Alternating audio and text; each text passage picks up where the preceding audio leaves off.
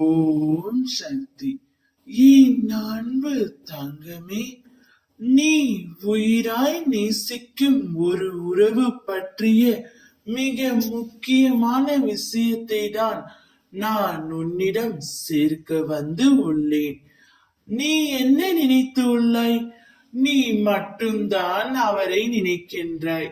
அவர் என்னை நினைப்பாரா என்ற சந்தேகத்துடனே உன் மனதில் நீ வைத்திருக்கின்றாய். ஆனால் அது அப்படியல்ல தங்கமே. அவரும் உன்னை பற்றித்தான் நினைக்கின்றார். இப்பொழுது பிரிந்து தூரமாக வந்து விட்டோமோ, அவர் என்னை விட்டு எப்படி இருப்பார்? அதேபோல் பல யோசனைகள் அவர்களுக்குள்ளும் ஓடிக்கொண்டே தான் இருக்கின்றது.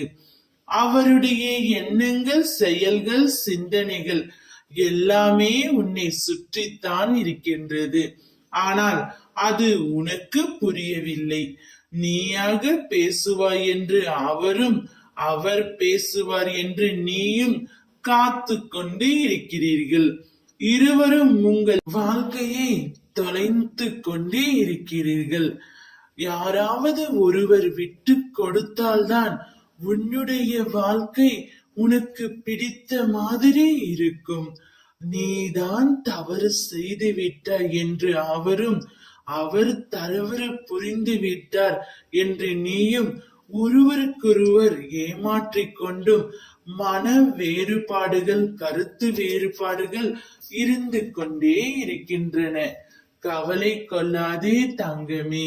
இந்த நிலை கூடிய விரைவில் மாறும். இப்படியே வாழ்க்கை போய்விடுமா என்ற பயம் கொள்ளாதே.